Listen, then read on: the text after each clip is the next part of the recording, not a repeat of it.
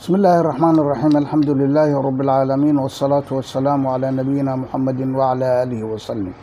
السلام عليكم ورحمة الله وبركاته. سؤاشي حلقة كهرسي oo sheeg أحكامta shanta ee islaamka waxay tahay shan xukun wuxuu inuu waajib yahay ama fard oo aan sina looga tagi karin, wuxuu inuu manduub yahay, labo inuu manduub yahay ama sunno uu yahay, saddex inuu mubaax yahay wax bannaan, afar inuu shay makruuh yahay oo laga fiican yahay laakiin aan macsiyad ku gelinayn, iyo inuu xaraam yahay oo waxaasu mamnuuc yahay oo dembi lagaaga qorayo. shantaas waxaa la yihahdaa alaxkaamu alkhamsa lilislaam. haddana waxaan gelaynaa 20 su-aalood ee ku xigay ee fiqiga la xiriiray. waxaad sheegtaa waxa diinta lagu soo galo. maxaa diinta lagu soo galaa? 11 maxaa diinta lagu soo galaa?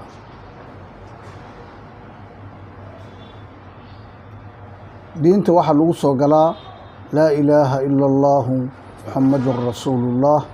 gaalka ugu weyn hadduu yahay oo kelmaddaas dhab ugu dhawaaqana waxaan u ictibaaranaynaa inuu qof muslima yahay.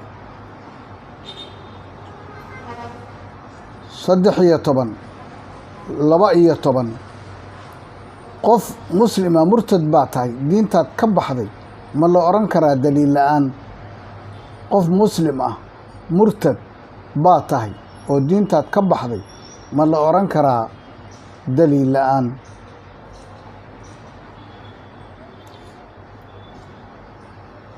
maya, qof muslima iyadoon daliil cad loo hayn oo uu ku gaaloobay lama oran karo waa murtad, ama koox ha noqdaan ama qof ha noqdaan ama qabiilo ha noqdaani. waxaa la rabaa inay waxaynu ku aasaas u yahay daliil, weliba daliilkaasu uusan ahayn mid khilaaf geli kara oo weliba culimmadu looga damaynayo. haddana culimmada muctabariinta ah looga damaynayo. hadda culimmadii waa iska bateenoo ninkii cimaamad xirtaba iyo koofiyadba iyo qamiis waa caalim. 13 goorma ayaa qofka muslimka ah gaalnimo lagu xukumi karaa? goorma ayaa qofka muslimka ah gaalnimo lagu xukumi karaa? qofka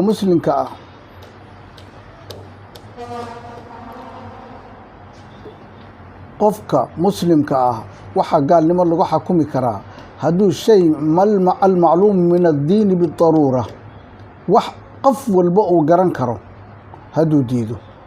salaadii hadduu yidhaahdo maalan ma rabo salaad, tukan maayo, soomi maayo, xajin maayo, waxyaalo dadku dhan ay garanayaan, qofka isaga ah wuu gaaloobi. laakiin waxaa jira wax dadka ka qarsoomi kara oo aqoontoodu ay u gaarsiisnayn. kuwaas marka masaa'ilkaasaan macluum min addiini bidaruura aan ahayn waa loo caddaynayaa, lamana gaalaysiinayo ilaa loo caddeeyo. markii loo caddeeyo oo culimmadu ay u sheegaan yustataab, towbaa ilaahay la weydiinayaa. hadduu diido marka waa gaal oo murtad ah, markaasna waa la dilayaa. shareecaddu in la dilo ayay faraysaa ee inuu sii noolaado maba aha. 14 gabar muslimada hadday guursato nin gaal ah, waxay dhalaan maxay noqonayaan? gabar muslimada hadday nin gaala guursato maxay noqonayaan? waxay dhalaan. gabar muslimada hadday nin gaala guursato waxay dhalaan waa ibnu zina, waa wacal. sababta nikaaxoodii baa baatila. maa buniya calaa baatilin fa huwa baatil. wixii baatil lagu dhisona baatil buu noqonayaa. marka xaaraan bay iskula joogaan iyadii ninkaa gaalkaa, waxay dhalaanna ma aha wax ma garanaysaa muxuu ahaa ilmo xalaala ee waa ibnu zina. 15 nin muslim ah ma guursan karaa naagaan ahlu kitaab ahayn? nin muslim ah ma guursan karaa naag aan ahlu kitaab ahayn? maya ma guursan karo waa xaaraan waxa ay dhalaanna waxay noqonayaan ibnu zina sidii tiina su-aashii naga horreysay oo kale 16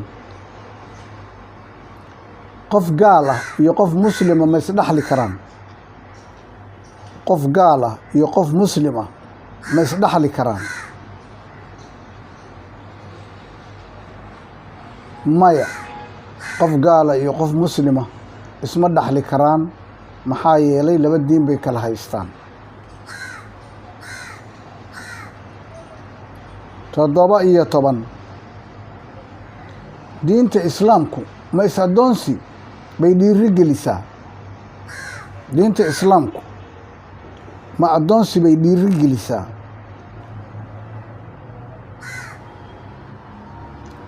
maya diinta islaamku ma dhiiri geliso is addoonsiye waxay dhiiri gelisaa in la xoreeyo dadka ayay dhiiri gelisaa oo waxaad arkaysaa qofkii waxaa sameeya nahaaru ramadaan ha xoreeyo addoon qofkii ma garanaysaa saa sameeya ha xoreeyo qofkii yiraahda ma garanaysaa anta ka dahri calay ummi qof ha xoreeyo intaasoo shay oo islaamku hala sii daayo dadka lahaa laakiin wuxuu ahaa is-addoonsigu shay wakhtigii nebiga baahsan oo caalamka laga yaqaano umana waxyaalahaasna laguma tirtiri karin hal amar keliya ee waxaa lagu tirtirayay tartiib waxayna gaartay wakhtigii cumar bin cabdilcasiis radia allaahu raximahullah uu amiirka ahaa in sakadii wax lagu bixiyey marka la waayey la yidhi addoomaha lagu xoreeyo addoommana la waayey marka islaamku waa tirtiraa ee ma dhiirigeliyo is-addoonsiga 18 in diinta islaamka ama muslimiintu iskhilaafaan ma naxariis baa in muslimiintu iskhilaafaan ma naxariis baa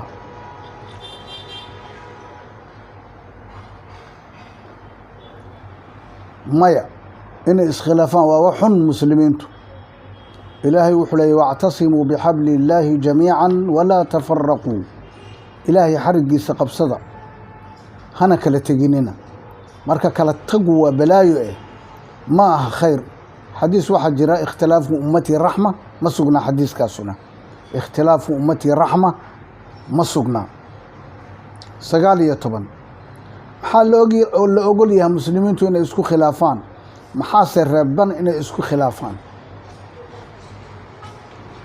maxaa la ogol yahay muslimku ay isku khilaafi karaan maxayse la ogolayn inay isku khilaafaan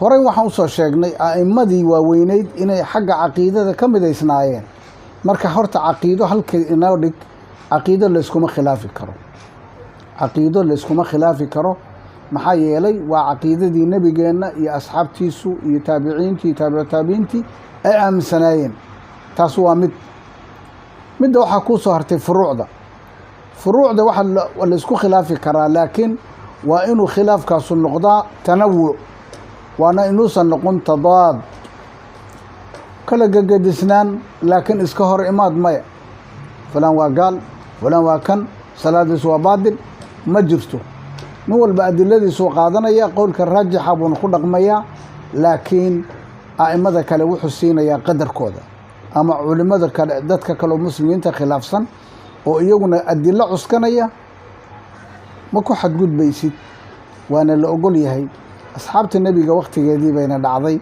inay faham oo qowl nebigu uu yiri ay isku khilaafeen midna lama uusan diririn nebigu calayhi salaatu wassalaam 20 ma taqaan maqaasida shanta ah ama muraadyada waaweyn ee diinta islaamku dhowrto ma taqaan maqaasida shanta ah ama muraadyada waaweyn ee diinta islaamku dhowrto jawaabteedana su-aasha waxaan kaa filayaa inay igu soo qorto kommentiga ama tacliiqa intaas ayaan ku soo koobaya wallahu subxaanahu wa tacaala aclam